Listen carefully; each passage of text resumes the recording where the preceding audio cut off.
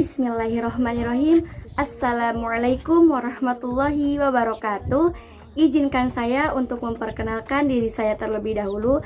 Perkenalkan, nama saya Sartika Novi Wayuni, NIM 17 3A PBA UIN Syarif Hidayatullah Jakarta.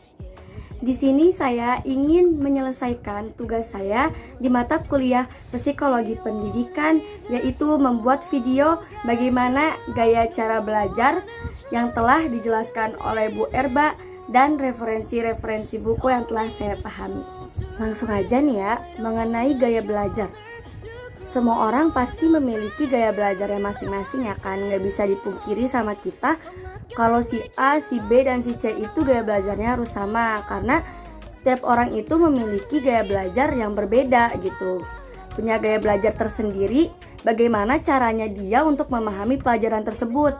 Kayak contohnya gini nih, kita punya teman pasti beda-beda kan cara belajarnya. Kalau dari yang pernah Tika alamin gitu, yang pernah Tika lihat secara langsung dan real nyata, kayak di pondok tuh banyak banget teman-teman yang kayak punya gaya belajarnya tuh unik-unik banget gitu, beda-beda kayak gitu. Ada yang kayak lebih suka menyendiri gitu belajarnya, kayak gimana ya, dia nggak suka kebisingan gitu. Kalau misalkan ada kebisingan, dia nggak bakal fokus untuk mempelajari materi tersebut maksudnya. Jadi kayak dia lebih suka di tempat yang sunyi supaya dia tuh lebih bisa fokus untuk memahami pelajaran tersebut. Terus juga ada yang sukanya malah kebisingan kayak Tika gitu contohnya.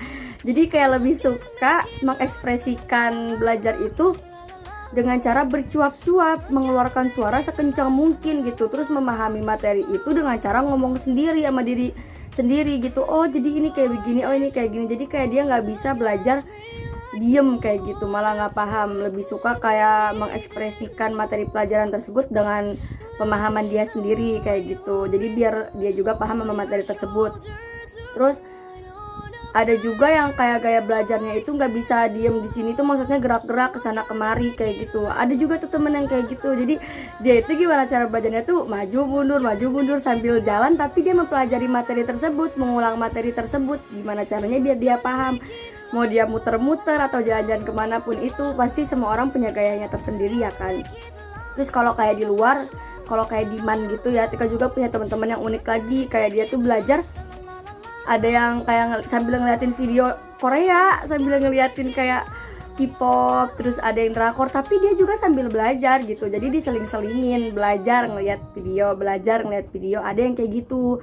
Tapi dengan gaya belajar kayak gitu, dia jadi paham sama materi kayak gitu, materi tersebut maksudnya yang mau dia pelajari dan yang belum dia ngerti, gimana caranya dia harus ngerti pelajaran itu gitu ya kan. Terus ada juga yang ngedengerin musik tuh tapi dia nggak pakai headset, kan ada orang yang pakai headset ya. Terus juga ada yang pakai sound. Temen tuh banyak banget deh caranya, kayak aneh-aneh banget kayak gitu. Terus ada yang sambil jalan-jalan kayak tadi tuh, kayak ke kantin, ntar tuh abis dari kantin dia ke lapangan atau kemana kayak gitu. Pokoknya gaya belajar orang itu unik-unik gitu dan beraneka macam gitu maksudnya. Jadi nggak bisa dipungkiri sama kita bahwa gaya belajar seseorang itu harus sama dengan gaya belajar kita kayak gitu.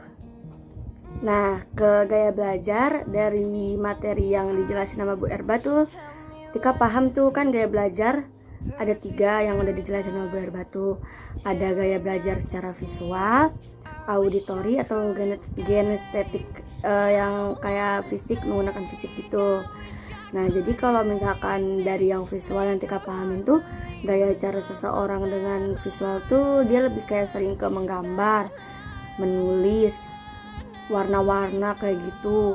Habis itu diagram-diagram. Pokoknya orang yang menggunakan gaya belajar ini tuh ya dia lebih sukanya dengan cara seperti itu. Entah dia mencatat materi, terus materi yang menurut dia penting dan wajib dipahami di stabiloin gitu kan, pasti ada aja ya orang yang kayak gitu. Terus ya emang ada gitu, soalnya emang realnya juga kita lihat ada yang seperti itu.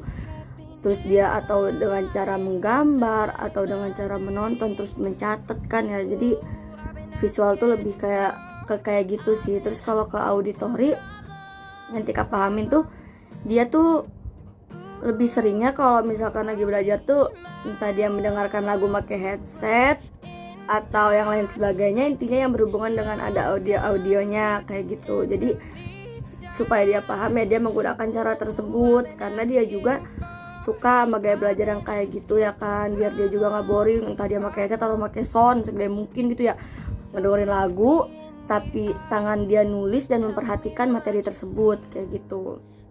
Terus yang ketiga ada yang dari estetik atau fisik, dia tuh kayak lebih belajarnya tuh nggak bisa diam, entah dia sambil olahraga dan lain sebagainya. Ada juga kan yang kayak belajar dia itu nggak bisa kayak di tempat itu aja mungkin ya. Kalau kayak Tika gitu lebih suka kayak refreshing di tempat nongki gitu, jadi sambil sekalian refresh sambil menggerakkan tubuh, tapi di situ juga Tika mengerjakan tugas sebagai mahasiswa belajar kayak gitu. Jadi orang itu intinya balik lagi ke yang tadi Tika omongin, punya gaya belajar tersendiri dan masing-masing nggak bisa kita atur dan nggak bisa kita pungkiri satu sama lain kayak gitu. Pasti semua orang itu punya gaya belajarnya yang beda-beda. Mungkin cukup sekian yang bisa Tika ekspresikan atau Tika jelasin menurut Tika sendiri. Mohon maaf jika ada kata-kata yang berbelit-belit, ada kesalahan di perkataan atau yang lain sebagainya. Wallahu muwaffiq ila aqwamit thoriq. Wassalamualaikum warahmatullahi wabarakatuh.